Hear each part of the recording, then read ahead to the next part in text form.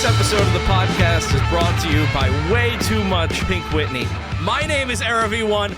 Welcome to episode 56 of the 3 Count Out podcast, the celebratory episode, because we come to you fully fueled by the tears of Washington Commanders.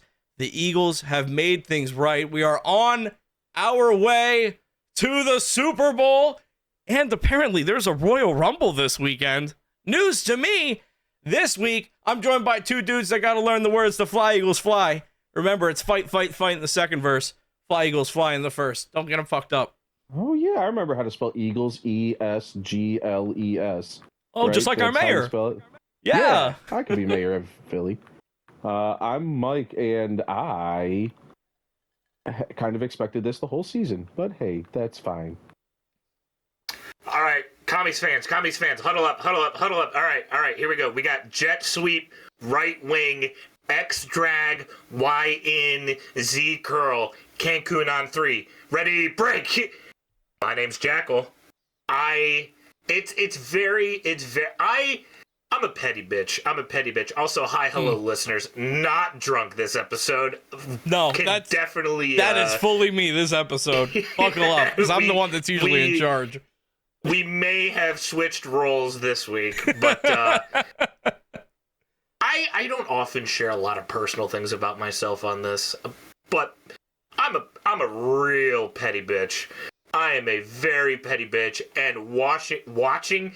Oh, I almost combined the two words together. Watching Washington, watching Saquon get 2 touchdowns in 2 rushing plays on that defense made me very happy. Made me very happy, dude. Yeah. It also made me very, very sad because that's what Ben Johnson should have done a week ago. But no, he was too busy worried about what was happening in Chicago. Yeah, Saquon is on his way to have a literal all-time record-setting season.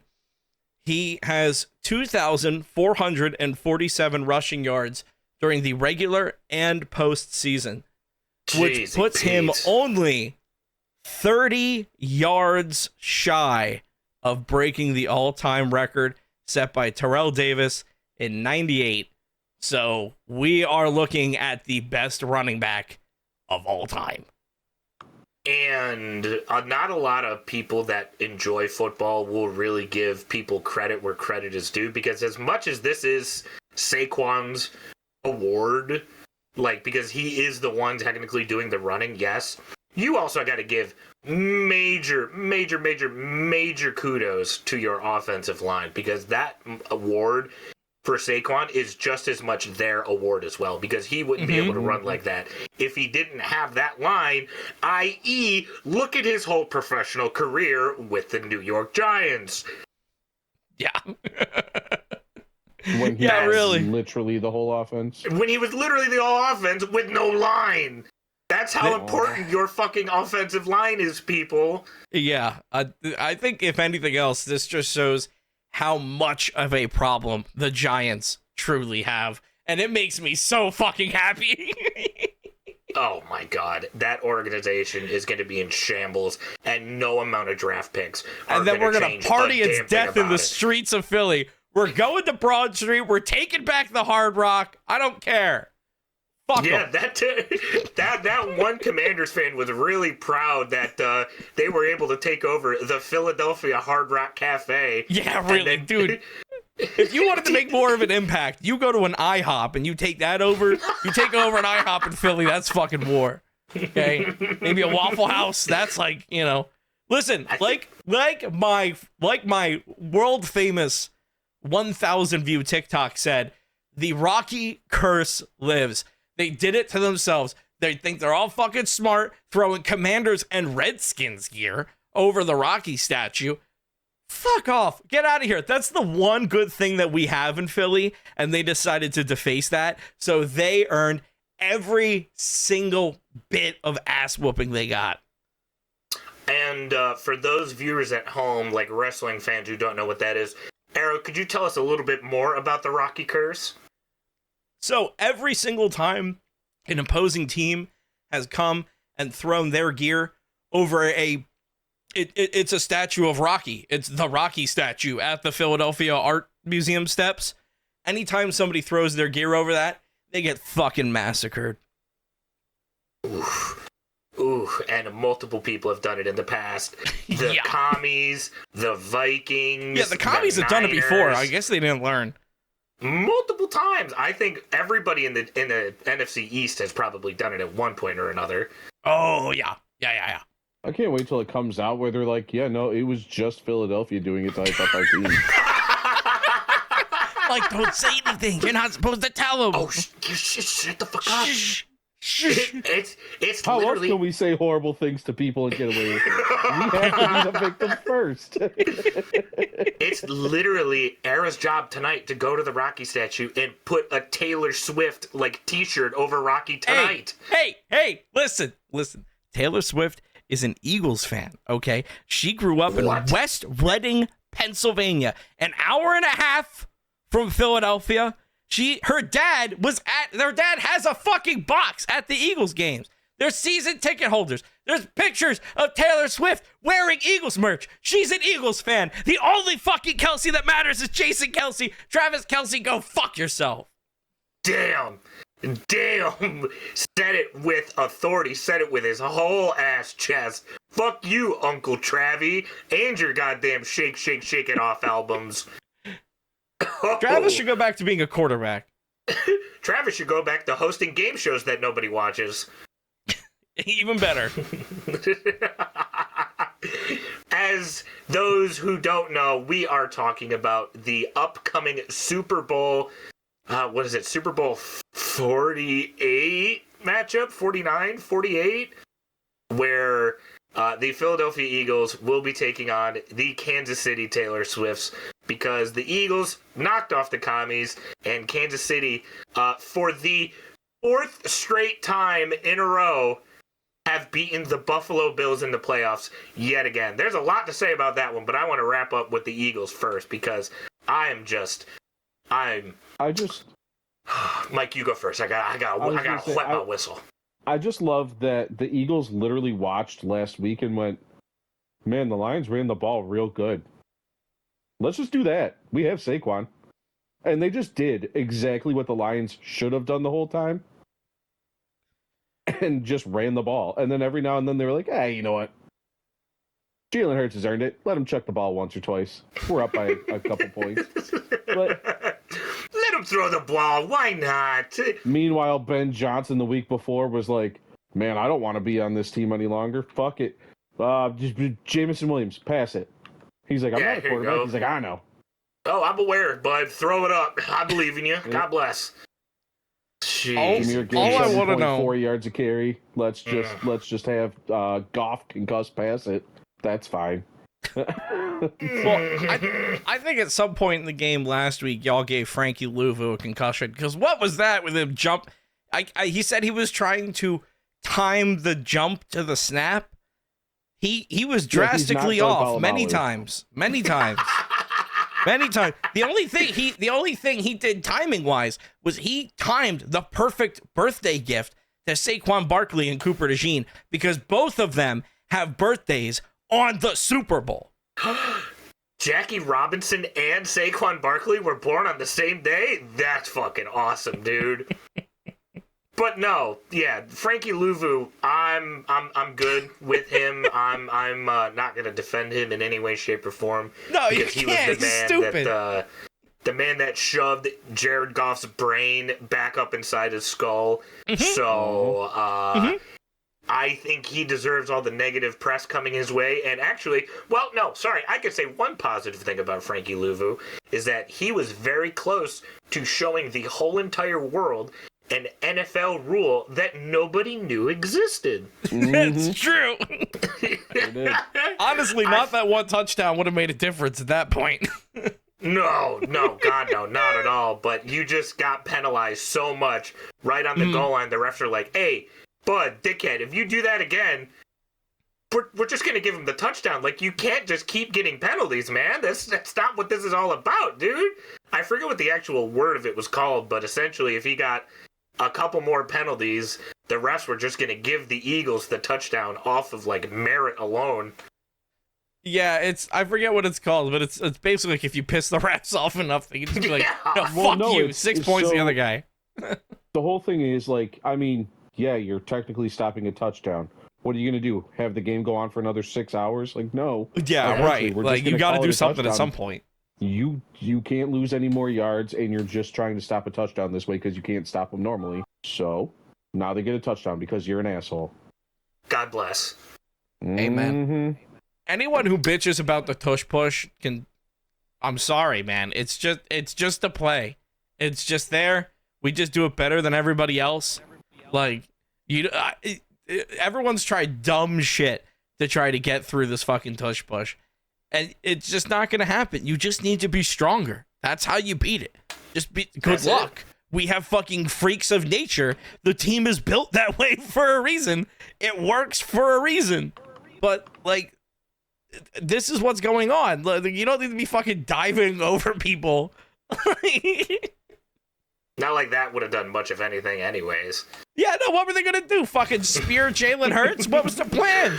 He's like fucking Edge and Jeff Hardy fucking up there on the ladder. Like, Frankie Louva was trying to give Jalen Hurts a Canadian destroyer for some reason. Odd how that works. Bold move of him, Cotton. Let's see if it pays off. oh, No, it's literally like he looked in the mirror that night and was like, I am better than Troy Polamalu. And then tried the exact same shit he would have done and failed.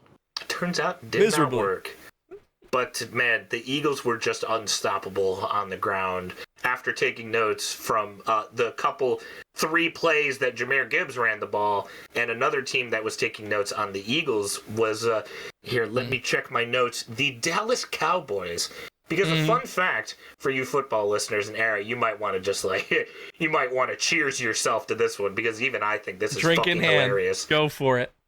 The Eagles got more rushing touchdowns in one game than the Dallas Cowboys got in the entire 17-game season.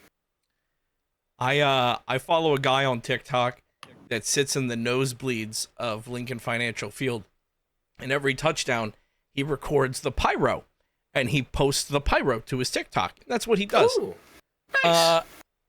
Several of his TikToks were him just doing like the normal pan around like he normally does, but nothing was firing because they ran out of fucking fireworks in Lincoln Financial Field. They shot them all off because there were so many points. We got 55 points and we ran through the fucking pyro budget. It also doesn't help that they did like a Roman Reigns entrance just to start. Oh yeah, you got a real grandiose entrance. Listen, that that's all mind games, dude. It's all part of it. Okay, it's all part of it. It worked. But I'm also gonna say this before FGK shows up because I know he's probably not gonna like hearing it. And Mike, I don't know if you'll agree or not, but we'll at least open it up to debate in the nicest way possible. I don't think to the severity that it happened, but I think the same thing would have happened to the Lions. You know, with as many the Eagles.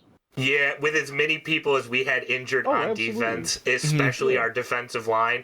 Yeah, no, there was no shot we were going to stop 7 rushing touchdowns. Dude. Yeah, no, and I mean, there's no chance.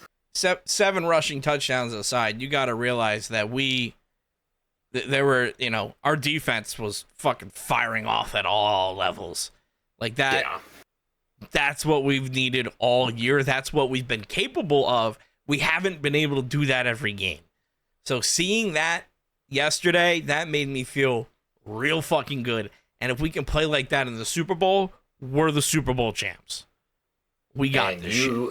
You have one more team in your way. You are Earth's last defense. Fuck you, Patrick Mahomes. You are the last team to be able to stop the dynasty, the first ever NFL three-peat from happening. It is Chiefs-Eagles. Listen, Andy Reid, you fucking traitor. I need you to understand something.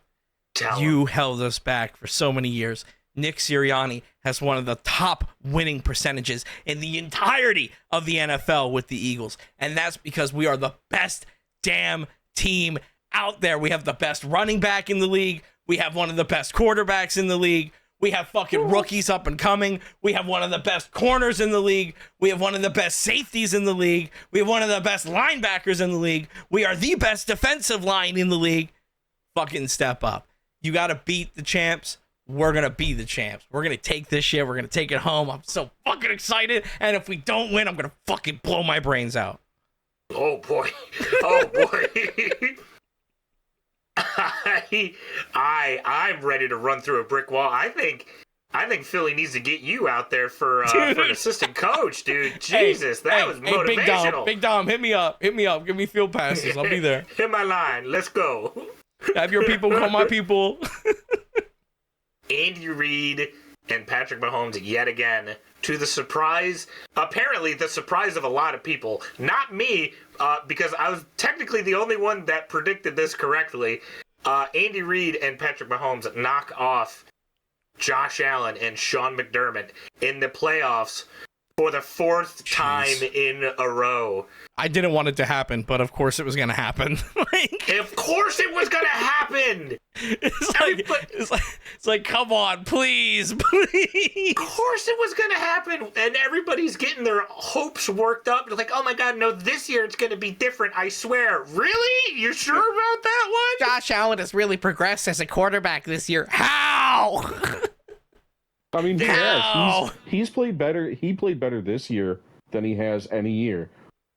But, and he still lost to Patrick Mahomes. It doesn't matter. He's absolutely garbage in the postseason. He is. Always has been, always will be. He just wants to get to Cancun, man. He wants to put his feet in the sand. Unfortunately, the Chiefs did what I said they were going to do. Yep. They skated through the regular season. They got to the postseason. And they were like, all right, now we'll win. Josh Allen, I know people are saying, oh, defense sold. His defense hates him. His defense this, his defense that. Josh Allen had multiple... I'm so tired of everybody putting Josh Allen up on this pedestal of he's sweet baby boy that could do absolutely nothing wrong. When literally he's shown that they can beat the Chiefs. They beat the Chiefs this year in the regular season. It's not like it is impossible for them to do this. It's just every single time when they get to the playoffs, they just forget how to play football against the Chiefs. The one single solitary year where I'm going to give them a pass is the 13 seconds year. That is the only year where I'm going to give them any sort of leeway when Mahomes and the Chiefs went down the field to score in 13 seconds. That's the only year when they get a pass. Other than that, they got no fucking excuses. They got no excuses. It was a tied game with 6 minutes left. The Chiefs were leading by 3 with 3 minutes left. All of those bad calls that happened against Allen happened in the beginning to middle of the third quarter. He had so much time to come back and beat the Chiefs. Oh, the referees helped the Chiefs again. It's rigged. It's this. It's that. Dude, please, I'm so tired. I'm so tired of everybody saying this shit's... I understand it's fun, and it's like it's a little TikTok bit, but in your mind, in your fully grown-ass adult man mind, do you think all other 31 teams and Roger Goodell are going to be like, okay, we're all going to get together here. Let's see. We all decide that the Chiefs are going to win this year again, right? We're all in agreement? All in agreement, say aye. And all 31 teams agree? Really? This shit ain't wrestling. This shit ain't wrestling. It's not. I know this is a football and wrestling podcast, but grow the fuck up, dude. If you don't like it, beat him. Beat him in the playoffs. And so far, the only 2 people to do that goes by the names of Tom Brady, who isn't fucking playing football anymore, and Joe Burrow, who shit the bed in the beginning of the season this year and couldn't make the playoffs.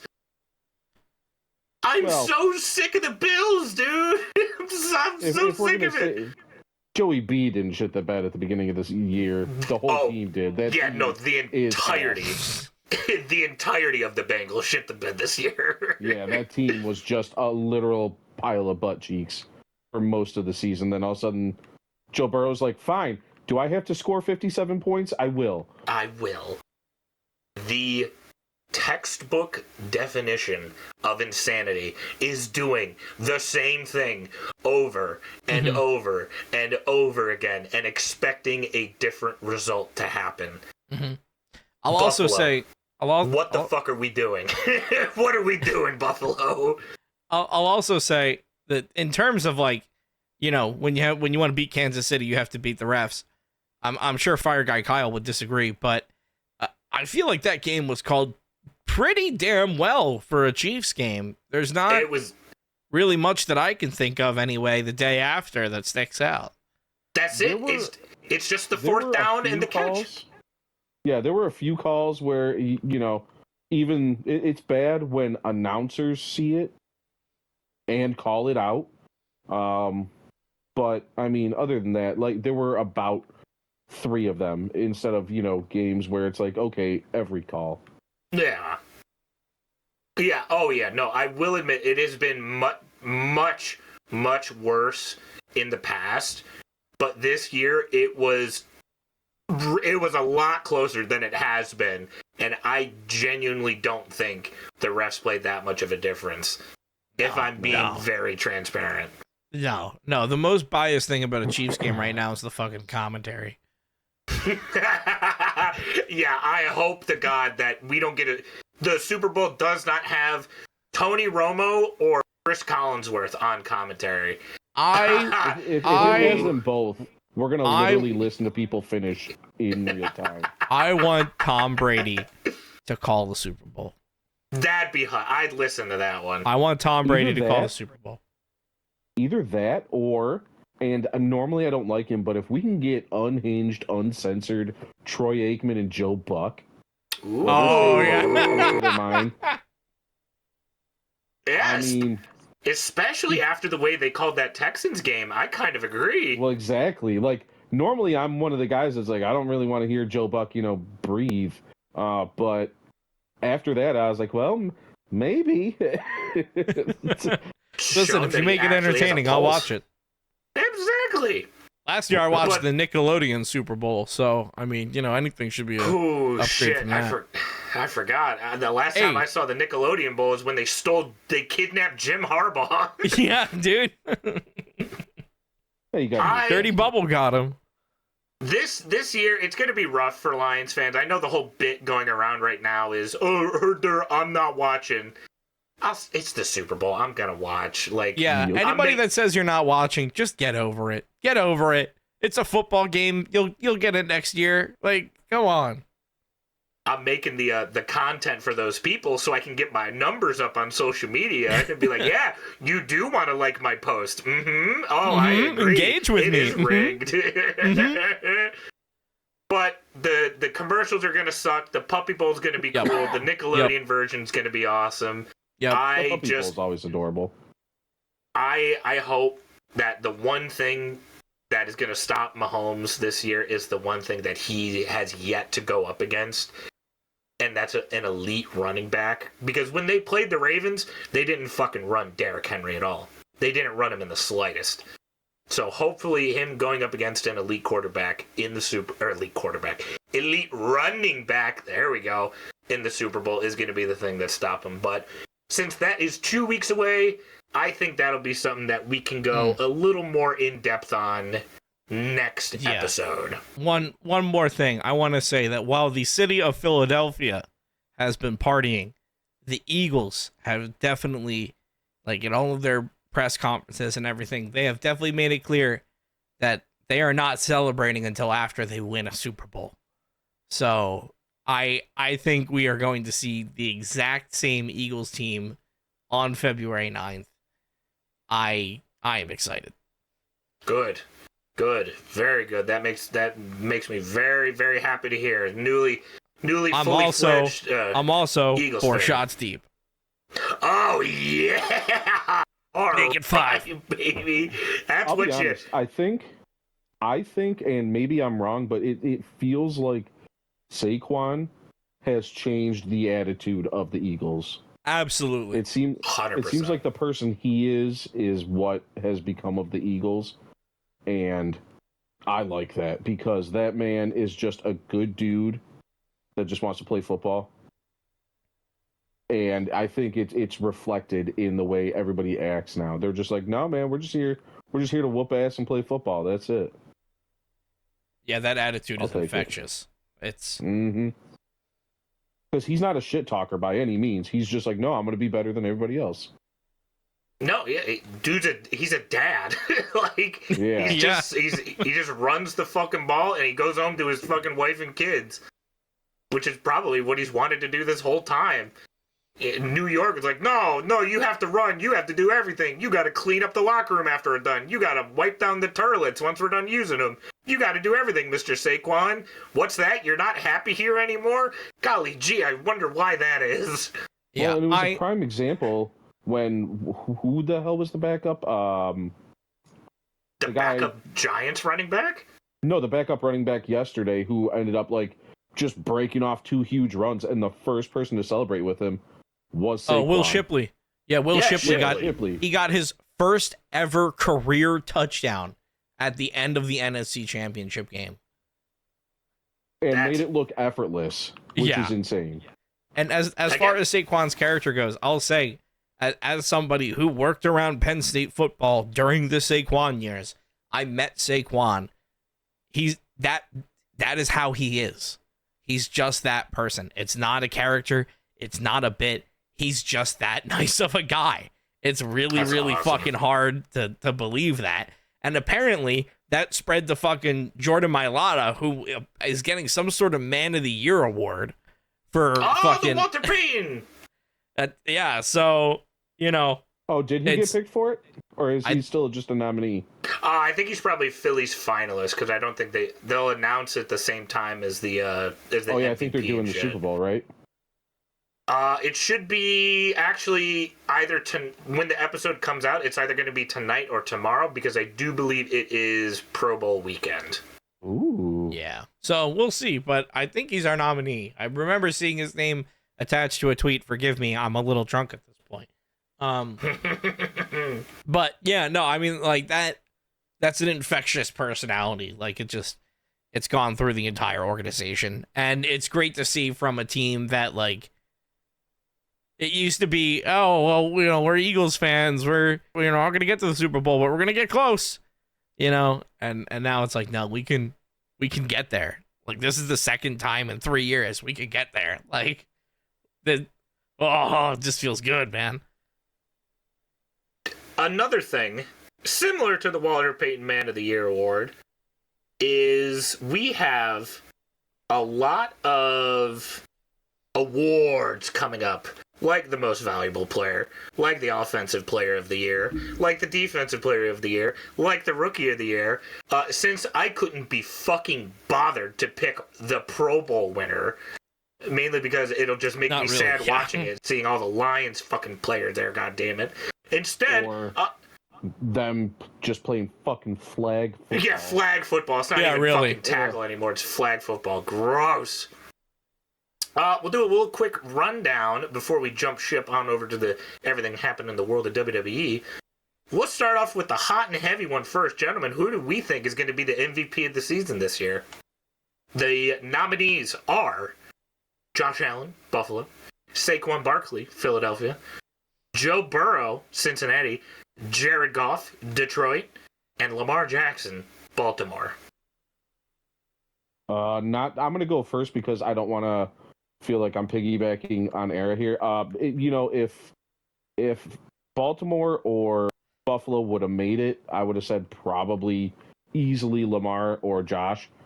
But it's got to be Saquon, right? I mean, that man has done more for the Eagles in one season than Josh has done for Buffalo ever. Yep. When Saquon Barkley wins the Super Bowl, we're going to pick him up and carry him out of the stadium like the end of the Joker. And we're going to bring him into the middle of Broad Street. We're going to walk all the way to Broad Street. All the way from New Orleans. It's going to be a real long walk from New Orleans to Broad Street. But we're going to carry him. We're going to lay him down in the middle of Broad Street. And we're going to adorn him with his mummer's attire, much like Jason Kelsey was after our last win. And we're just going to praise Saquon. And somewhere there'll be a photographer and he'll take a picture of it. and they're going to take that picture and they're going to put it in the National Archives.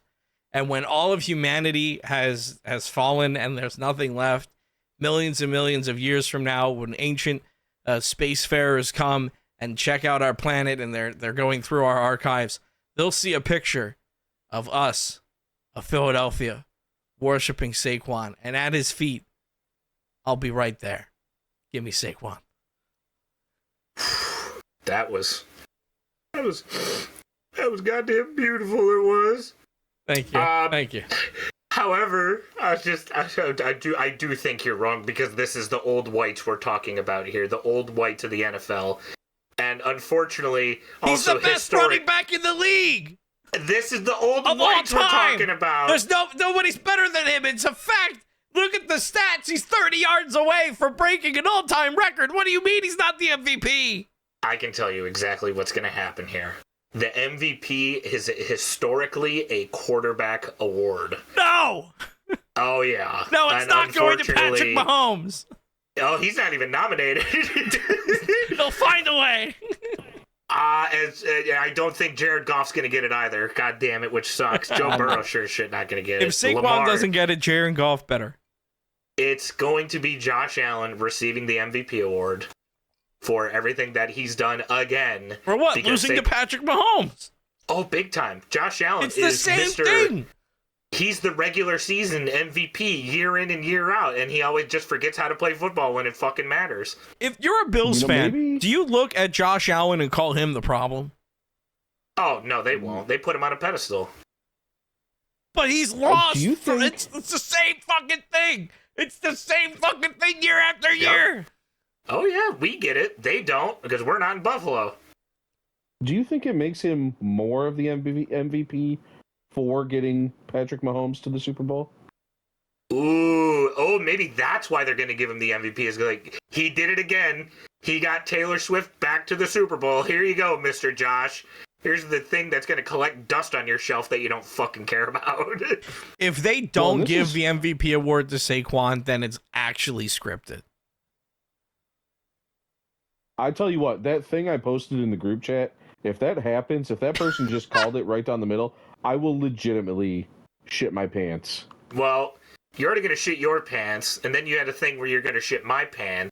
I think if that happens, you got to shit Kevin's pants. I think there's just going to be a whole lot of poop everywhere. A whole lot of poop on that Super Bowl.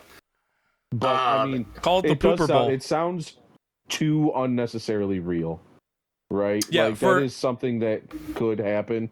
For context, the post that Mike shared with us just says, Chiefs win and Travis Kelce proposes to Taylor Swift on the field during the celebration.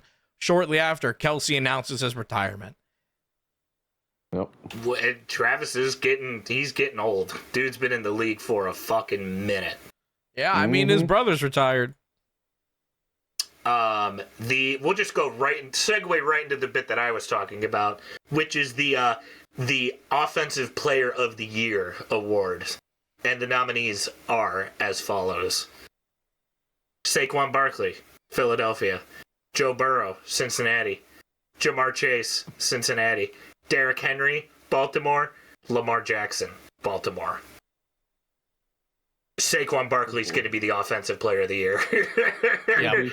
There is a God, and his name is 2K Saquon. Well, no, if there is a God, he should be MVP, but he's not. Because it's going to go to a fucking quarterback. He's going to be MVP. That the MVP, they're going to give it to a quarterback, and then the immediate next chance they get, okay, Offensive Player of the Year, here you go, Mr. Saquon. Please don't hurt us. Any objections, say aye. Gonna go to Saquon. There we go. All in agreement. This one, I think, might be a little bit trickier. The Defensive Player of the Year. We have nominated TJ Watt, Pittsburgh; Pat Surtain out of Denver; Trey Hendrickson, Cincinnati; Myles Garrett, Cleveland; and, to the surprise of nobody not named Era, Zach Bond of Philadelphia. Let's go. Man, those guys didn't all do that much stuff. Zach Bond did. Zach Bond did a lot. It was a very quiet year for pass rushers, mainly because I feel like if Aiden Hutchinson didn't get hurt, this is his award to fucking lose. Oh, look who because showed up! Look who's He had here! 18 sacks in 3 games. Yeah, that man was going to be setting some records. Oh, fuck yeah. Oh yeah. But no, this one's really easy to figure out if you do math. TJ Watt didn't do shit. He hasn't done shit since November. Pat Surtain really was quiet throughout the beginning and end of the year. He had a really good middle part of the season. Trey Hendrickson was the sack leader, although that's not saying that much. And Myles Garrett was the best player on a shitty Browns team. I am actually going to side with Era here. I think this award is going to Zach Bond because Zach Bond is the fucking what Gunther is the ring general to WWE. Zach Bond was the fucking field general for the goddamn Eagles, dude. Yeah, I mean, I feel like at this point, with that being the rest of your, competition, I feel like he has to, right? Yeah, just in comparison to everybody else. Mm-hmm. Look at this, a fully capable adult human or children. Or babies. I'll go with the man. Yeah. I'll pick the man, please. Oh, Becky Lynch is here? Well, maybe tonight because this is coming out Saturday. Maybe in the Rumble. Well, real quick, we'll blow through the other ones because they're not as fun. Or at least I'll just give my little take on them.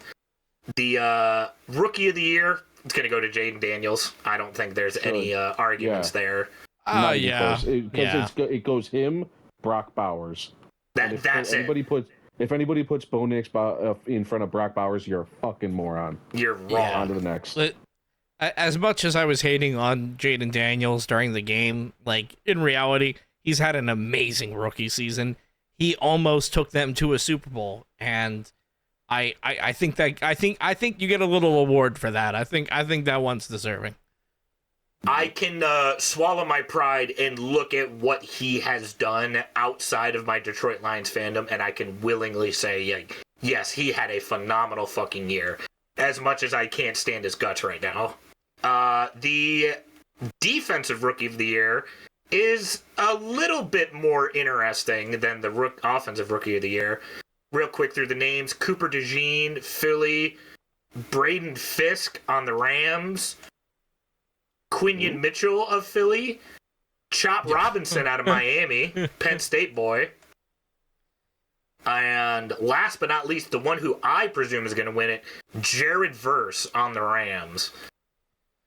That's what I think should win because I'm always a defensive lineman, Mark, and I think Jared Verse had a fucking amazing year this year, especially putting his PP in the mouth of Sam Darnold in their playoff matchup.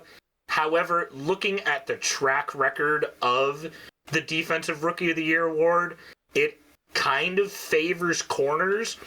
And if we use Sauce Gardner as an example, Quinion Mitchell had a very similar year to Sauce Gardner, where quarterbacks did not want to throw his way at all. Like, Quinion Mitchell's stats are very low, but that's because people weren't throwing in his direction. Yeah, that's a good thing. He's a that his stats monster. were He's low. a beast.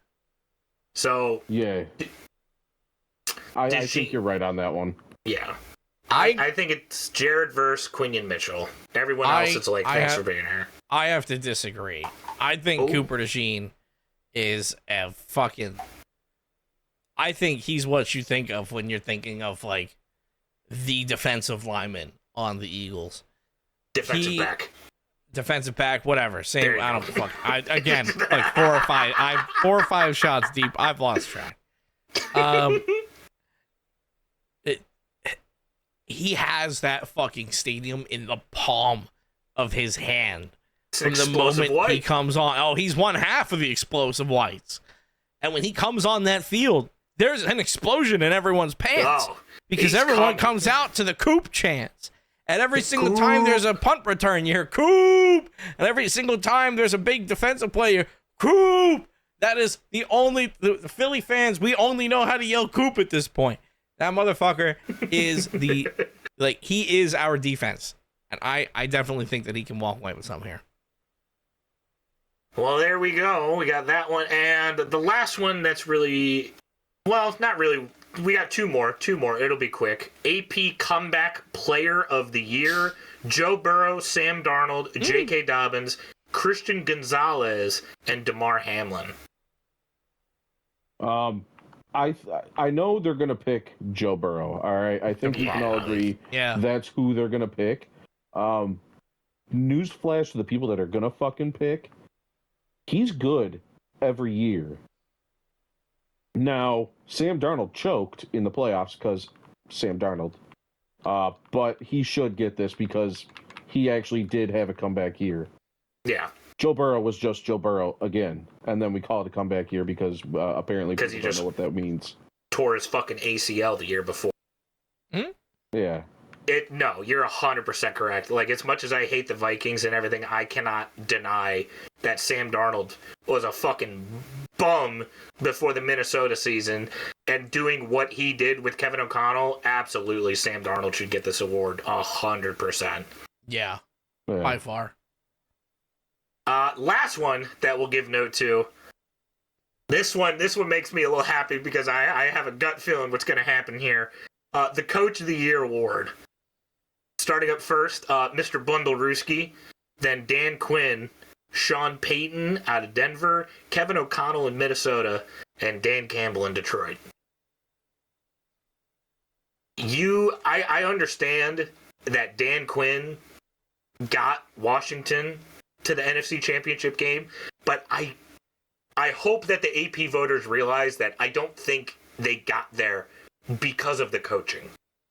You know, I just hope that they look at seeing what Dan Campbell did with the absolute dumpster fire known as the Lions organization, turning them around and having their best season literally of all time. I hope out of all the awards that the Lions are nominated for, I think that this is the one with the most chance of actually happening. Give me Dan Campbell, Coach of the Year, baby. Make it happen. If it's not, I think that there's really nobody else to pick. So I think Dan Campbell. Yeah, I think out of every name on that list, Dan Campbell makes the most sense. I fucking hope. MCDC, please bring one home. Bring some hardware home to Detroit over the weekend. Please, Dan. Please, Dano. Yeah, bring some hardware home because, I don't know if Motor City Machine Guns will. We have the Royal Rumble this weekend, so we can talk about that too. Motor City Machine Guns are in a tag team match for the WWE Tag Team Championships against a heel DIY. So do we think Johnny Gargano and Tommaso Ciampa are going to be able to defend against the Motor City Machine Guns at the Royal Rumble? Ooh, when did heel DIY happen? When they won. Yeah. So a couple months ago. This is one of those. It's not ones great that heel, honestly. It's just kind of like heel. They're just kind of like, fuck you, we won, and everyone's like, yeah, but we like Motor City Machine Guns though. Aww. I think this is one of those ones where you look at it and you go, okay, this is just them giving Motor City Machine Guns a win on a pay-per-view. Yeah, I think so. I hope so. I haven't had a chance to actually sit down and watch a Motor City match once they moved over to WWE, so I'm all for it. How dare you? I'm sorry. How dare you, really? I'm a busy boy. I apologize. Oh, and also, apparently, this is a 2 out of 3 falls match. I'm glad I read that part. I think a 2 out of 3 falls match is the perfect kind of match to keep you on the edge of your seat the entire time. While we know Motor City Machine Guns are going to win, there's going to be a point where we go, oh shit, is DIY just going to take it from them? Like, I think probably like the first fall is going to go to DIY, and it's going to get close, and it's going to be one of those things where like there's going to be that constant back and forth of like someone's going to get it next type thing. I'm just glad they're not scared of stipulations anymore, and they're like, oh no, okay, this heat could use a little juice. No, this is the gimmick pay-per-view. Give it. Oh, of course, the Rumble. Every match on this pay-per-view. Now, granted, we're recording this before Raw and before SmackDown. There are only 4 matches announced right now, but there is not one normal singles match on this. Nice. When was the last fucking time that happened? Too long. Exactly. Too long. Before Vinnie Mac's dementia hit. Yeah, he's getting real old. Yeah. I'm hoping that the tag division is going to be something that they work on in 2025 because, boy oh boy, ever since those titles split at 40, it feels like they've taken a fucking back seat since that point. So hopefully tag team wrestling can be cool again here soon. Their tag division's about to be stacked. Good. I mean, you also have somebody on that same SmackDown that got a belt and I think has defended it one time since. Oh, yeah. Nakamura? Oh, yeah. Yeah, Oh, whatever. yeah. What happened to him? They were like pushing him, and then he won, and everyone's like, "Oh, hey, Shinsuke won," and now he's gone. I He think, go on vacation. I think Triple H fell into the exact same hole Vince does. Hey, have an Asian guy that's super popular, give him the belt. What are we gonna do with him? I don't know. Asian gimmick. Oh boy, but he's he a won, samurai. So now just put him in the background. Didn't he go to like Pro Wrestling Noah for an appearance? Yeah, he was Like, fucking a Great one-off? Muda's last match. Yeah, didn't I could have sworn he was in Japan recently, and it sounds like a very WWE thing to do, going, Shinsuke's going overseas and we want our people to look as good as possible. Yeah, give him the title real quick. That'll make him look real good, real strong. I don't think he has the title overseas. It's not that I don't know if he doesn't have it or not. It just sounds like if he's going over there, yeah, give it to him. Give it to him. Have it appear on another show. It'll make so much sense. It'll be perfect. We'll get more people to watch that way. Good idea, Hunter. I think Triple H just thought up until the moment of giving Shinsuke the belt, and then he just didn't think about anything after that. And he was like, "Yeah, Shinsuke has the belt. Cool." He's and Shinsuke probably wanted to take some time off for like the holidays or something, and I think they just forgot about him. And I think probably at this point he's probably going to come back during the Rumble. We'll talk about it a little bit more later, but there are, I think, for the men's Rumble here. And let's see, I have the numbers. There are still 21 people to be announced for the men's Royal Rumble. So Shinsuke could be a part of that list. Kofi, Xavier. Kofi, Xavier. Almost Sapiens Rise Up. Almost is in Japan right now. Nope. Oh. Actually, if we're going to talk about that, he already said he's heading back to WWE. Oh. He gave his belt away to somebody else and said, bring distinction to these belts or else while I'm gone. Or else I'm going to be really tall and look at you menacingly while I think about anime. I hope he brings the last ride back. Yeah, the last ride. I hope he brings that back. I hope he brings that to him with America, and I hope he just fucking smashes people through the fucking mat. It's going to be amazing. If somebody should have it, it should be the dude that's 7'2". Yeah, it should be the monster, the Nigerian giant. Homo sapiens rise up. Rise up, baby! But I guess while we're talking about it, the men's Royal Rumble match, like I said, we have 21 people still to be announced, but we do have some announced so far. We got LA Knight, John Cena, CM Punk, Jey Uso, Roman Reigns, Seth Rollins, Drew McIntyre, Rey Mysterio, and Sami Zayn already announced. Right off the rip, I'm going to say last week I thought John Cena was going to win. I am changing my answer because it came out today that John Cena only has 31 dates left in 2025. Yeah, full-time my fucking fat ass, John. Yeah, no. Jesus when he said Christ. full-time, I thought maybe a championship run. 31 dates, that's not full-time, buddy. No. That might be full-time in terms of hitting TV, but that's not full-time in terms of being a WWE superstar. He's also filming a movie as we speak, so... Yep. And it's for fucking like Hot Wheels or some stupid shit. Worse, it's the knockoff. It's Matchbox cars. Oh, that's even worse. But that means that as far as I'm concerned, a lot of major names have been announced, but they're major names that are already within the WWE. And so, like, looking at that, it's like, okay, John Cena's there. You know, you can kind of look at him as a legend, but I'm wondering, like, what other legends are going to come back? Because it seems like WWE has a much better relationship with people now than they did under the previous regime. So I'm hoping that this Royal Rumble, I mean, we got 21 open slots. Why not put like 5 or 10 fucking old dudes in there? Pull them out of the retirement home, throw them in there, go let them hit their greatest hits, and then, you know, like loosely carry them over the top rope. You know, it's fine. One, I think, is a safe bet.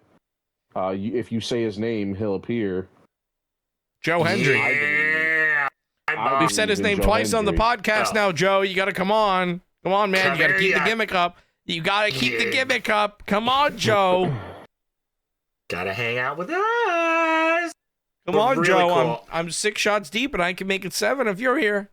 I don't bite, but Mike really does. But it's out of love. We'll make sure Kyle showers that day.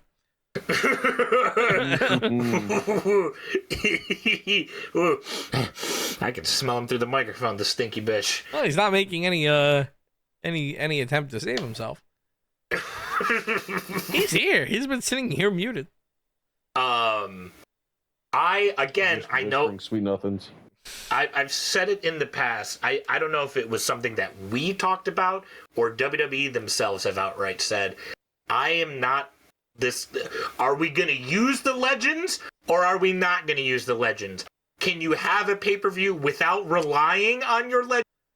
Or do you not want to use them in the slightest? You don't want to use them for the Rumble, but you use them for Saturday night's main event. You don't want to use them for WrestleMania, but you'll use them for fucking special Raw episodes. Like, pick one. I don't think they're relying on them at all. I don't think that they're relying on them for main event. I think they're bringing them out because that's the type of event that main event is. I think Triple H probably realizes that. And to go back to what Mike said about Joe Hendry, there is a history of the women's world champion or the TNA women's champion showing up for the Royal Rumble. I would imagine Joe Hendry is the men's TNA champion. So it's probably going to be something similar there where he comes in with the belt. He gets that nice look at our champion, look at the champion of the quote unquote rival brand. But ultimately, I don't think Joe Hendry's going to win. Oh, no. I just hope he's there. If you're talking about the women's champion, a former TNA women's champion is now officially signed to WWE, so she'll probably be making a debut for the Women's Rumble. About damn time. You know, Jordan Grace officially signed to WWE. There we go. It was the signing everyone saw happening. I mean, I found it funny TV one time, and you're like, she is so much better than half the roster. Yeah, I found it funny. Like, it seems like all of the debuts so far in 2025 have just been like the worst kept secrets. Like first came Penta, now comes Jordan Grace. It's like, yeah, people have been talking about her in WWE for years. Oh yeah, I mean, again, you saw her in NXT, and just the matches she was putting on. You're like, God, she can do moves that other women can't think of. Besides, now they have like Stephanie and Julia and Zarya that can all do different shit too. But to start, it was all like, you know, she's that type of powerhouse where she can do innovative, strong moves, innovative, unique moves. Yeah. So I mean, realistically, I hope. What? I was just gonna say, like, realistically, I think she's probably just gonna go to NXT and fucking rip house for, you know, a couple of months and probably get the NXT championship, get the call up. Like, I don't think she'll get called up this Rumble, but I think by next Rumble, I think that'll be her call up. Well, I just meant, like, you know, they like to just throw even random NXT people in the Rumble. Like, I'm sure. Oh yeah, no, she'll be in the Rumble. I'm for sure Roxanne will be there. I'm sure she'll end up being there, but. Oh, this is Roxanne's. This is Roxanne's call up. This is. I don't know if I want Jordan Grace on NXT. Because they already have so many people that are like main event. Like, what are you going to do with her? You know what I mean? Because you have Julia with the belt. You have, who has the other one? Stephanie Vacour. I'm drawing a blank spot. Joe Hendry. Joe Hendry, he's not on NXT. He's not women NXT. He's not on the women's roster of NXT.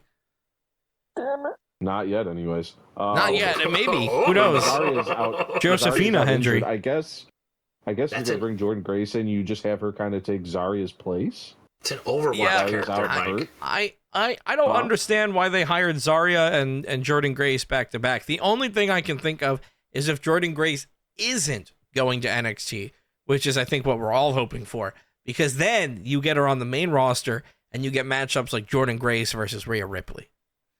Well, that's just it, though, is I think they're just trying to have a buff woman on every show. So Rhea on one, Jordan Grace on the other, and then Jade on SmackDown. Yeah. Something like that. You got to represent for the buff women. Buff women, rise up. Please feel free to reach out to me. My number is 555. Oh.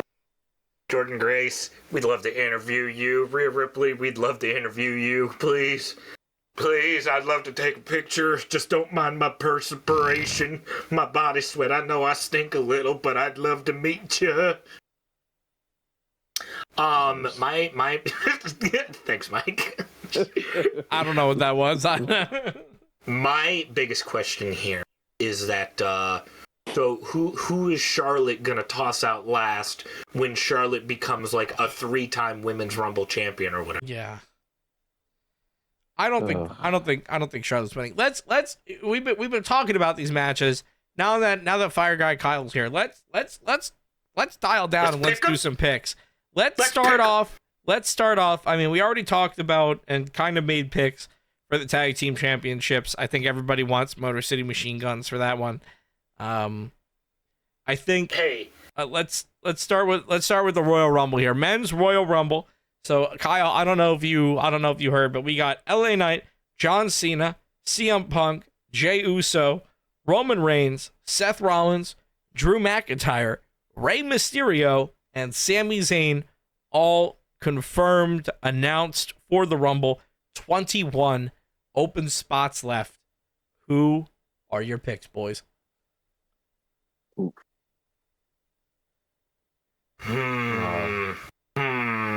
I was really banking on the Cena one myself because after thinking about it last week, I sort of changed my whole thought process. Listen, I liked Cena until he said 31 dates. I guess they still could do Cena if they wanted him to be a champion that doesn't defend his belt. But I feel like John Cena would not go for number 17 with 31 dates. Unless, the only way, while you guys think about this, the only way I think John Cena gets 17, I think John Cena gets number 17 on the last day of his career. I think his last match in the WWE is his last shot at the World Heavyweight Championship. I think he gets it. I don't know who it's against. I legitimately have no fucking clue who gets put in that position against John Cena, because John Cena seems like the type of guy that would want to go, shoulders down. So I don't know who gets to put, I don't know who gets to put down John Cena, or if John Cena gets to walk out with his, walk out with the belt high and just kind of relinquish it. But that's the only way I can see it happening at this point with the limited amount of dates left. To piggyback off your thing, just because it would be so stupid to do right at the end, and I think it would be also hilarious. The one thing, and I mean, he was right at the beginning, but the one thing people complained about through most of Cena's career was that he was only a heel at the beginning, otherwise he was never a bad guy. What if his final night, it's against fucking Cody Rhodes, who knows? And he just hits Cody square in the balls, hits him with the chain, pins him 1, 2, 3, so he ends as a heel with the belt. I think that'd be funny. People would cheer. He wouldn't be a heel. That'd be at the end of this year. Let's focus on the Rumble here. Who do you guys got for the Rumble? I thought long and hard, and I'm also long and hard. Hello. Hey. OnlyFans.com/Jackal Joker.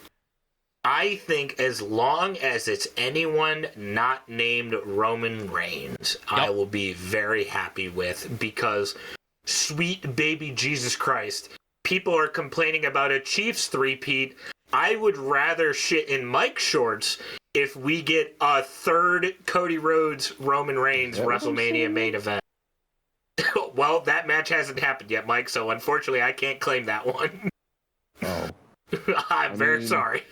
I mean, nothing.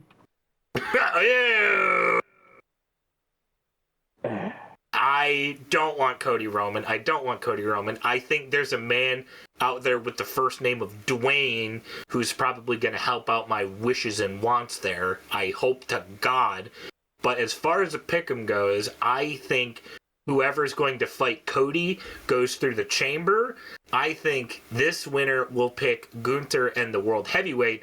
And I believe I'm going to ride with Mr. CM Punk, making up for lost time from last year. Hopefully tricep fully intact this time, as CM Punk finally gets a Mania main event, going a 1-on-1 with the World Heavyweight Champion.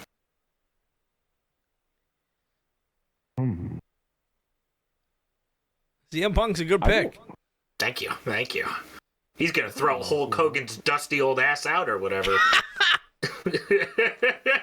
I'm so happy that was just him saying that, too. That was just off rip, and everybody just loved it. Yeah. Don't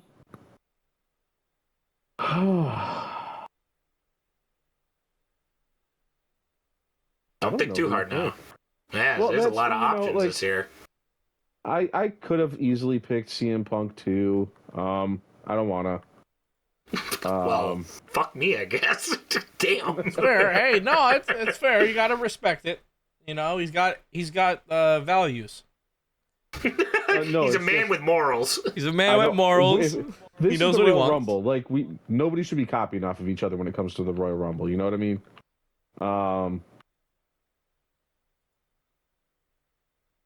Fuck. Nobody seems like. Fuck it. I'm gonna say either Seth Rollins or just because that. Why not? Right. He's carried that company off and on for a while. And then because they were just talking about it online, and they even did the I don't know if WWE thinks I'd be big enough to come back. Chris Masters comes back, puts in the master lock, makes the person pass out. He wins. Oh fuck yeah, dude! The masterpiece go into 41. Oh my! I kind of like that. I get to see those abs. I mean, those pecs one more time. Yeah, if Chris Masters came back out of nowhere and won it, I don't think I'd really be upset about that. I don't know how I'd feel, honestly. Confused. Yeah, I was gonna say, confused, but I'd be like, hey, I didn't see that coming. I wouldn't be upset, but I wouldn't exactly be happy either. Yeah. I'd be like, oh. Okay, great. All right, so we got CM Punk, we got Seth Rollins or Chris Masters / Chris Masters, and it's time to hear how Fire Guy Kev is gonna roll Shane McMahon into his Royal Rumble pick'em. I wasn't gonna pick Shane McMahon to win. What I was thinking was, who do I want to win the Rumble the least? And of course, it's probably going to be Roman Reigns winning the Royal Rumble, which means he's going to go one-on-one with Dwayne for the stupid Muhammad Ali Sting Like a Butterfly title. But what's actually going to happen is that Shane McMahon's going to come back. He's going to cash in the Money in the Bank on Dwayne, take the title. Roman Reigns is going to win the Royal Rumble. It's going to be Shane McMahon versus Roman Reigns at 41 for the Muhammad Ali Sting Like a Butterfly title. The Muhammad Ali Alzheimer's belt. Wow. Main event. Holy shit. I got goosebumps hearing that. I don't got goosebumps, but I got something. That's revulsion, not goosebumps. Oh, my body's rejecting hearing everything that it just heard. Oh, yeah, you're just gassy. Yeah, I think we're all not paying attention to I guess Mike is, but y'all aren't paying attention to the fact that there's 21 unannounced slots. I think the Royal Rumble has always been something that benefits a heel surrounded by people. And when you think of a star heel surrounded by people that needs a little bit of a push, who do you think of nowadays but Chad Gable? I think Chad Gable and I think the American Alphas help Chad Gable to the end. It's going to be, 3 versus 1 or whatever. It's going to come down to where it's just Chad Gable and the Creed brothers in the ring. And then Chad is going to shed the Creed brothers. It's going to lead to a second chapter of Chad's stories, Gable with the Wyatt family, because the first chapter was about Chad Gable leaving the Alpha Academy. The second chapter naturally could be about Chad Gable leaving the American Alphas. I think you also get Chad Gable into a spot where he can be pushed and he can finally have a World Heavyweight Championship around his waist. How has this title avoided Chad Gable for so long? It is a crime, but WrestleMania is the time to fix that, and it starts at the Royal Rumble.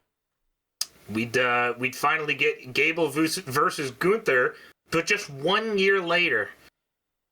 Damn. Okay, yeah. I think you kind of cooked with that. Triple H likes his long-term booking, so he just kind of missed the mark on this one a little bit. Hidden pick him because the man is a fucking freak and is already at the Performance Center 4 months later. Ilya Dragunov comes in at 30, limping a little, but he does his weird back bend, and then all of a sudden he's okay. Comes in, eliminates CM Punk and Seth Rollins at the same time, while Drew McIntyre thinks he sneaks, and then Drew goes to kick him, flies over the top rope, pouts, and Ilya goes on to face Gunther at 41. That's how you make a star. Absolute fucking bash him. That's how you make a star. Mm-hmm. Well, isn't his ACL still recovering? It's not exactly torn to shreds, but it ain't exactly doing good at the moment either. Yeah, but it's Ilya. He's a freak. Like I said, he's back to full-time training at the Performance Center 4 months later. Oh. That wasn't a joke. He's got that Cena recovery time. He's a fucking freak of nature. Yeah. He's on his Aiden Hutchinson shit. Mm-hmm. Uh-huh. All right. I think that'd be amazing if that happened. That's the ending that I want. That's what I want. What I don't want is how predictable the Women's Rumble is, because we have 23 spots to be announced for the Women's Rumble, but it's being taken up by Nia Jax, Bayley, Charlotte Flair, Naomi, Bianca Belair, Liv Morgan, and Charlotte Flair. Oh, Charlotte Flair twice. Got it. No, I only said Charlotte Flair once. Oh, yeah. Okay, pal.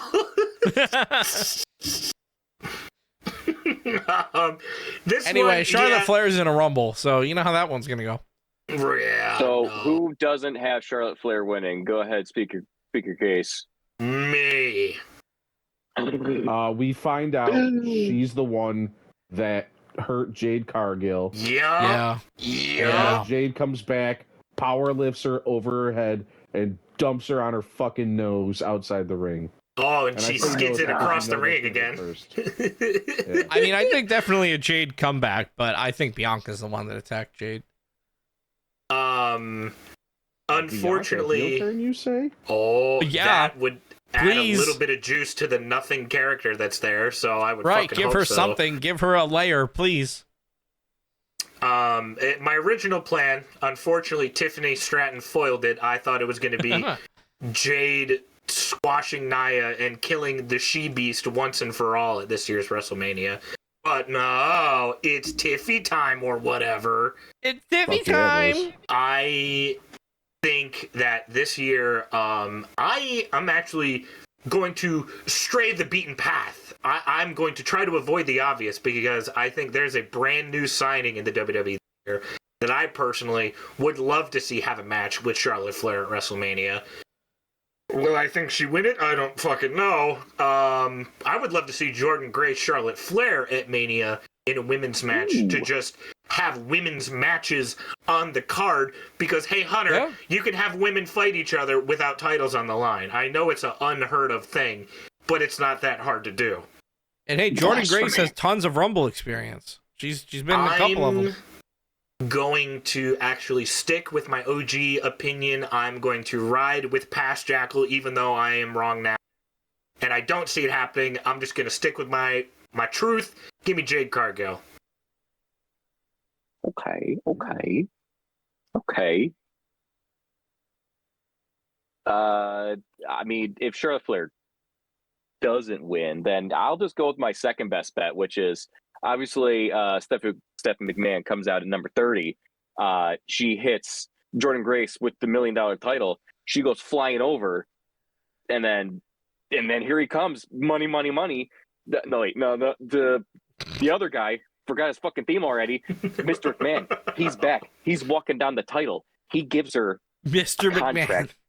Yeah, he's back because he's, quote unquote, big quotes, acquitted. He says, here's a contract. Next 10 years, you're the women's champion. She doesn't have to defend it. She just is. Oh, good for her. Damn. Don't give Vinnie Mac any ideas. That's, you know what? Out of all the Rumble possibilities that I've heard happening tonight, out of all of them I've heard, that one is certainly one of them. It is certainly one of them. And it was refreshing to see Austin Theory is a theory. Oh, sorry. Yeah. We already talked about it. He does. He has a huge mouth. He does have a huge mouth. A huge mouth, which is a huge target for one super kick, which was given to Kevin Owens by Shawn Michaels when they went to sign the contract for the ladder match that will happen at the Royal Rumble pay-per-view. Cody Rhodes versus Kevin Owens for the undisputed WWE Championship. Listen. Cody's had a great run, okay? He's had an amazing run. He put the company on his back. But Kevin Owens is the real champion. He's the one that has the Winged Eagle belt. He won that. If he wasn't a champion, then how would he have a championship belt? And so I think that Kevin Owens, the prize fighter, the fighting champion, will retain his championship and become the official undisputed WWE champion. If Triple H had a pair of testicles on him, that would be the outcome this weekend. But unfortunately, I still think they're in the women's Royal Rumble champions purse, unfortunately. So I think they're going to play it safe. I think Cody's most going to be at Jeopardy at Mania, where I do think Cena may possibly win Elimination Chamber. Who knows? Give me Cody Rhodes. Hopefully they say, you know what, the Winged Eagle has been doing so well. Cody, you keep it out and about for a while, pal. You've earned it. Oh, that'd be nice. Well, really getting to see that belt on the regular, I mean, not necessarily Cody winning, unless we're going to get him in some different matches. Because him getting his ass kicked, Cody cut, and don't get me wrong, I thought this in AEW as well, and everywhere he's been. Him getting his ass kicked, and then a Cody cutter, a disaster kick, and a crossroads, or 4 later, and that being the match. Don't forget that one where he drops down and smacks him in the face. Oh, that's right, my bad. The brother we're going to have him win, can we get heel Cody, please? Please? Heel Can Cody? we get anything different? Anything? Please? Because Cody is a fucking treat. Cody needs a little bit of a change at this point because, he's had, again, not that he's had a bad championship run, but he's the American Nightmare. It's what everybody wanted, but he was like this years before he won a championship. It's just time for a little bit of a change, maybe make him heel, maybe throw a little bit of a fold into that character. And he can come back to being fucking babyface Cody Rhodes at the end of the day, but he needs a little bit of something. He needs a little bit of a change up. Little bit of juice, and I don't think now is going to be the time to do so. But I'm very curious to see what what Mr. Fire Guy Kev has concocted for this match. Or not. Never mind. He's still thinking about it. Never fucking mind. Hold on. Let me fill in for him. Linda McMahon is gonna come back to the WWE. And she's going to come out of the ring like Kane when he comes out from the corner, you know, like when he just rips through the mat. And he's going to pull Cody Rhodes back to hell. And Kevin Owens is going to stand there and be like, wait, what the fuck? And then they're not going to be able to climb up the ladder because there's going to be a hole in the middle of the ring. So no one's going to win. That'd be fucking horrifying to see an old woman doing what Kane did, by the way. That would legitimately make she'd it still wear the mask scary. and the hair too, but she'd wear she'd wear like the mask and the hair, but like a pantsuit, you know? Like, well, I know what my new sleep paralysis team is going to look like. I think I need to make Linda McCain on WWE 2K tonight. Debuting in Jackal Mania. Oh my god. That's horrifying. Any other matches confirmed for the Rumble? No, sir. Nope, that's it. We got the tag team match, we got the men's Rumble, the women's Rumble, and the Undisputed Championship match. And to be honest, I don't really know if they're going to announce anything else because that sounds like a pretty full card with what they normally do. Obviously, the Rumbles matches, they run a little bit longer than usual. So I think that probably is everything that's going to happen. Yeah, the Royal Rumble pay-per-views, those are definitely cards where I think if everything is a smaller match card, that one makes a lot of sense because there's only the two Rumbles are going to be an hour, if not an hour plus each, regardless. Mm-hmm. So yeah, and look at what the other matches are. You have a 2 out of 3 falls match for the WWE Championship and a ladder match for the Undisputed Championship. Like those two are matches that need time to breathe. Because hopefully they are just inherently longer, but they need time to cook. They need time to just like be athletes. They are human beings. So I think probably these 4 matches are it. Well, I'm ready, willing, and able to watch another Royal Rumble coming to us live from Indianapolis, Indiana. And, if I don't have Peacock, because it's so stupid to me that they're going to do Raw on Netflix, but the pay-per-view's still on the cock, I can just go ahead and watch an iShow Speed stream. That's true, yeah. Fucking Speed is going to be there. And the only reason I bring it up, because I know it gives everybody a fucking migraine just at the sound of it. Does everybody remember the, it's time to play the game guy? Big Daddy Mark or whatever his name was. He is not happy that iShow Speed got invited to the Royal Rumble, and he did not. I'm not happy either. I think 3 Count Out should get invited to the Rumble. The brother. We know Triple H listens to this podcast. Yeah, we do. That we do. Triple H. If next time you have a invite us to the Rumble, you motherfucker. I've had to pay for my last tickets. Philly or Detroit, we'll be there. We'll do much better coverage than Speed and Big Daddy Mark combined.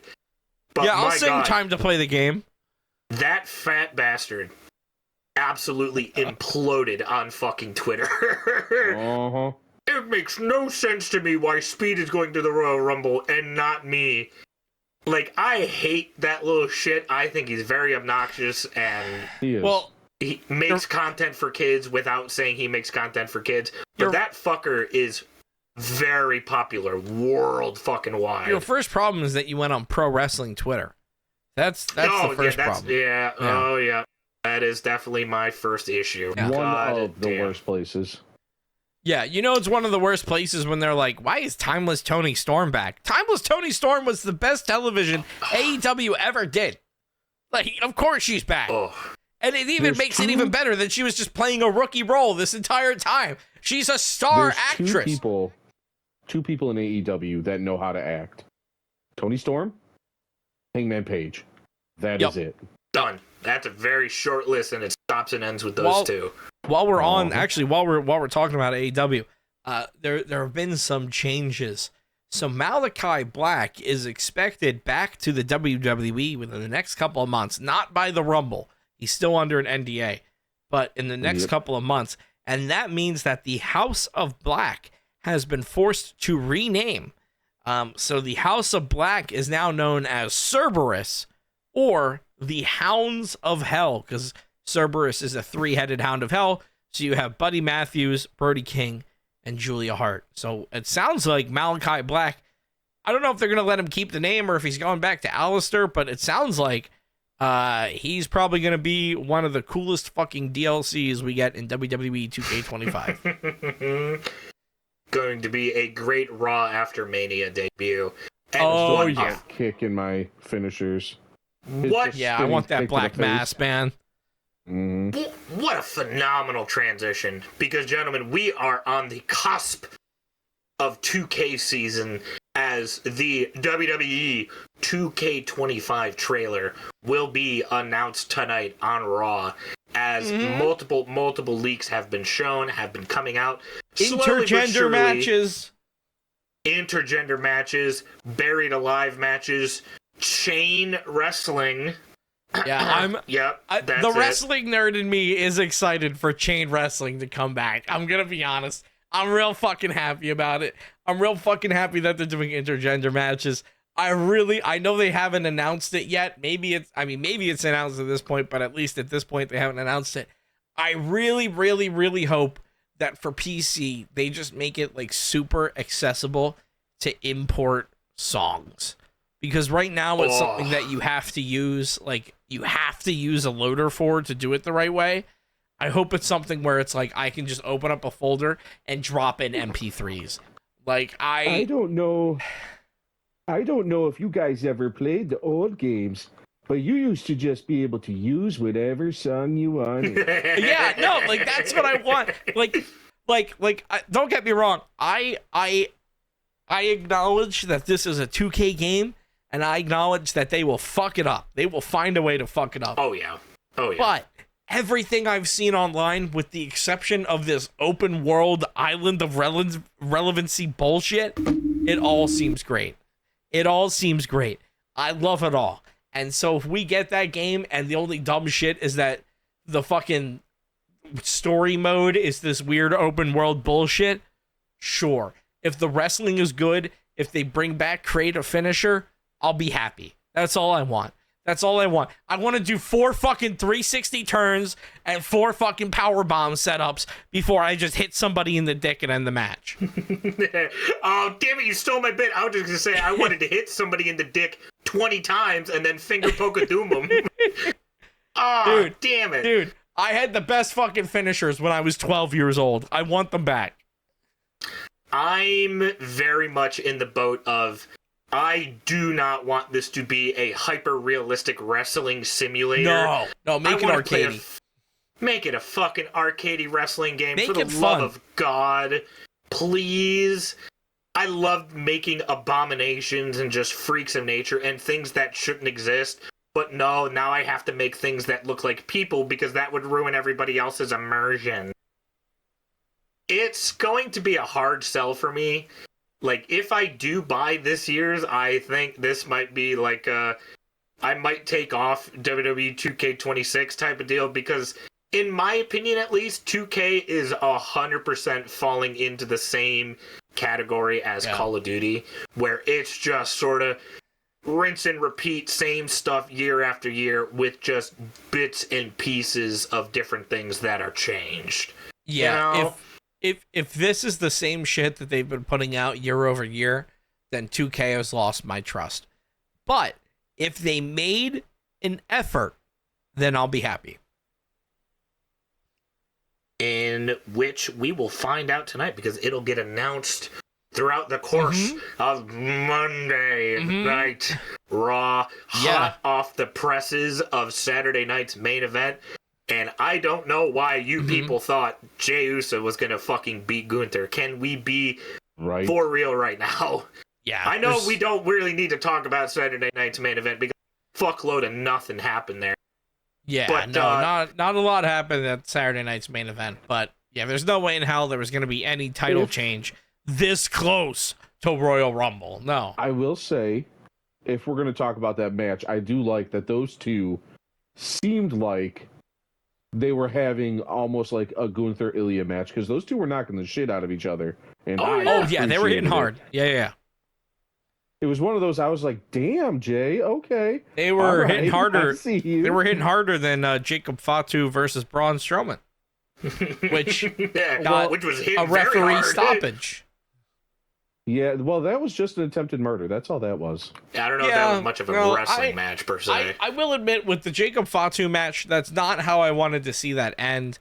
I was a little bit more disappointed when the match initially ended. Now, looking back on it, I see what they're going for. They're like, oh, Jacob is so, he's so dangerous that they can't even put him in a match or whatever. I guess. But also, I feel like there's other ways you could have told that story.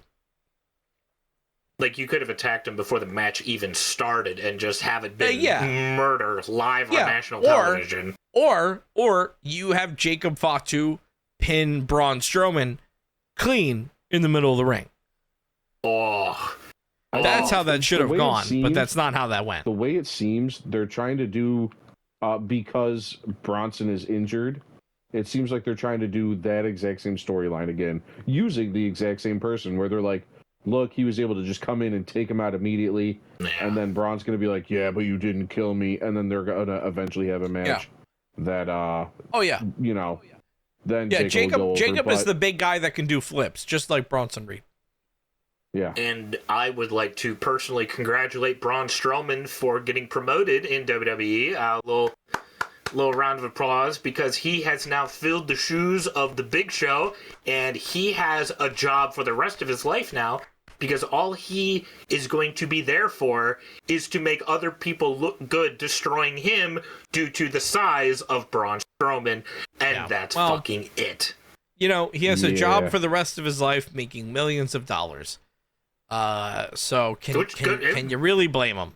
No, not at all. I'm actually, in fact, quite jealous. I, too, would get my ass kicked for millions of dollars. Yeah, no, and honestly, I feel like that's just the kind of normal course for the big man in the WWE. Like, unfortunately. It's always who's the newest, biggest guy, and we kind of talked about it earlier. Omos is coming back, so you get some opportunities there to have big guy versus big guy, but realistically, the only big guy that matters in the WWE is the biggest guy on the roster at the time. So I feel like, unfortunately, Braun Strowman may have fallen into that spot of just kind of, you need someone to look strong, have him beat Braun, Damn right. And Braun delivers great matches. It's not like that was a bad match. It's it's not that he's not bad at what he does. He's very, very, very good. It's just, you can kind of see the writing on the wall. Well, I just think match is a really loose word to describe that. Well, yeah, no, but I'm saying, in terms of the work that they did, it was good. It's not like anybody in there was bad at what, it was, they got the point across. It's just, you can see how it was going to go. Everybody, it's kind of like, yeah, that's a WWE finish. Yep, that's what they do. I'm excited for Jacob Fatu. Definitely growing more in the future, because I feel like this is just the beginning, where I wasn't really big on him, and I was kind of sort of burnt out a little bit. Say around SummerSlam time, when he had the boot on, I was just sort of sort of a nothing thing in my opinion. But now, after this, I'm excited to see where it goes. Oh, yeah. Yeah, he's going to be a big, big star. And we're going to be talking about Jacob Fatu for many, many more episodes. But before we can get to those, we have to end this one. So if you enjoyed us, you can go ahead and follow us if you're over on Spotify. Leave us a comment down below. Let us know who your Royal Rumble pick is. Let us know if we were right, if the Royal Rumble has already happened. If you're over on YouTube, make sure you hit that subscribe button. Hit that bell icon so that way you're notified every single time we post something. We're going to have some Dynasty Mode videos coming out in College Football 25 soon. I know we got some other stuff planned too, so you're just gonna have to stick around and see what comes out. If you enjoyed me, you can find me over at twitch.tv/EraV1 or youtube.com/EraV1Music, and you can find me on all major music streaming platforms. If you liked me, just keep listening here. Keep on downloading us, comment on our stuff, and tell me how much you like me or not. If you didn't, don't comment that. I don't want to know. You can find me in Liberty Falls running for my life. Understandable. I'm gonna leave you viewers with one thing, because I'm not done with you Jey Uso fans. I'm not done with you Jey Uso fans. You're gonna hear these final words, and you're not gonna be able to hear my response for a week later. Cliffhanger. You guys are the same people shit-talking LA Knight for being subpar to mediocre in the ring and being a catchphrase merchant, only being over because of a catchphrase. How are you going to say that about LA Knight when Jey Uso is the exact same fucking thing? Yeah. I'm just saying that Jey Uso and LA Knight are carbon copies. You shit on LA Knight for being like that, but you suck off Jey Uso for the exact same thing. I fucking hate wrestling fans. That's anyways, yeah, youtube.com/Jackal Joker, twitch.tv/Jackal Joker. I'd love to hear your thoughts on that one there, friendo. And Fire Guy Kyle seems incapacitated. So you can find him over. If you enjoyed his couple sentences in this episode, you can go over to twitch.tv/EraV1 Jackal Joker and leave a. You can go to twitch.tv/EraV1 and leave a follow. If you didn't enjoy Fire Guy Kyle's couple sentences, you can go over to twitch.tv/Jackal Joker and leave your hate mail in the chat. If you appreciate the amount of little effort. No, you don't get to plug this one. You don't get to plug this one. Nah. You said a Shane McMahon return at the Rumble and Stephanie McMahon gets a Money in the Bank because of Vince. You don't get a plug. Yeah, guys, you can just go without me. I'll join late. Says 5 words the entire fucking episode. You know what? Because of that, come here. We're lining you up. Come here. I'm like 6 or 7 shots deep. Come here. I'm lining you up. Somebody get me a chair. Get me a fucking chair. Get me a heavy duty one too. Not one of these lightweight aluminum ones. Oh, okay. What was important? You kept on saying important things. What was important? What was important, Kev? That I'm gonna be right. Well, you might be right, but you're also going to be in the ER. Come here. I found the leaked script, okay? I didn't want to say it, but I found it. Listen, you might be right, but you could be right in the ER. Come here. Ha! Ah, there we go. That's right. I got the cover. Mike, we'll count it He's together. bleeding from the head. Count it. We'll call the ambulance later. 2, 3. There we go. All right. There it is. Oh. Did he seriously say I was doing the important things? Yeah, me being right. That's the important thing. Yeah, about Stephanie McMahon winning the Women's Rumble and Vince McMahon winning the Men's Rumble and Linda McMahon winning the Undisputed Championship. Oh, yeah, sorry. Shane winning the Men's Rumble. I forgot. Yeah, you don't want to get his words twisted now. I wasn't talking because I was doing the important things, like me being right.